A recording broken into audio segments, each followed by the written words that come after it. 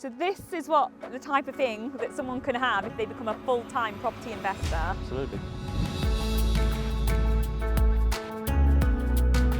Welcome to Property Investing with Abi. On today's episode, I'm in Stevenage with Richard Leonard, who is a HMO landlord. So Richard, today what I'd love to give these viewers is the 5 top tips to be a successful HMO landlord.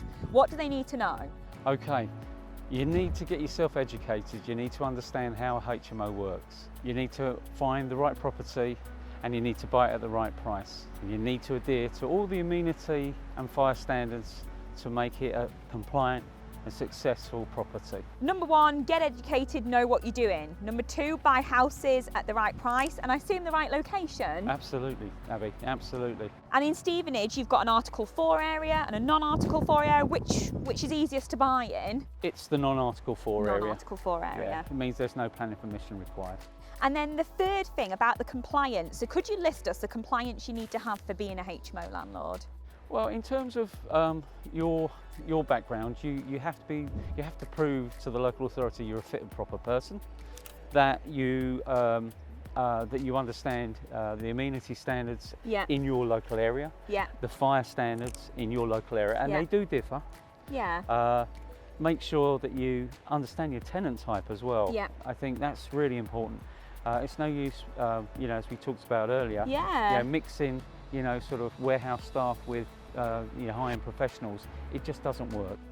So number 4 then, getting the right type of tenant in the HMOs. How do you advertise your spare rooms, the rooms that are ready to rent? Okay, so at this point in time, we've got such huge demand. Yes, we do advertise. We advertise on spareroom.com, Zoopla and Rightmove. But we've got such huge waiting lists now. You saw this morning, there's people constantly looking for rooms, and we don't really have a lot of stock available at the moment. We are getting to the point where when a room becomes available, it's let in the afternoon. Which is amazing. Demand is huge. And number 5 would be making sure you run your HMO properly so it's profitable every year. What tips can you give us for that? Okay, so obviously, what plays into that is making sure you're charging the right rent. But what's important is to make sure that the property is well maintained. We put cleaners into our properties in common areas every 2 weeks. So they're our sort of eyes and ears. They keep an eye on the property.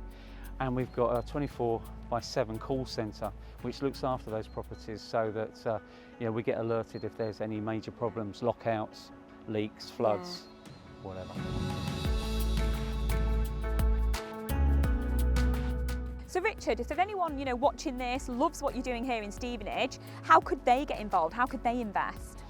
Well, we can do everything. We can source the property, we can convert the property, we can find the tenants for the property, and we can look after the property. We can do everything, cradle to grave. Just get in touch. How do they get in touch with you? Well, you can. We've got a website called HMO Property Sourcing. Go onto the internet, hmopropertysourcing.co.uk. So click the link below, you'll be able to get hold of Richard. Now the most important thing Richard said was education, education, education. So if you haven't already, make sure you get educated so that you can become a good, profitable landlord. So there you go, there's 5 top tips how you can be a successful HMO landlord.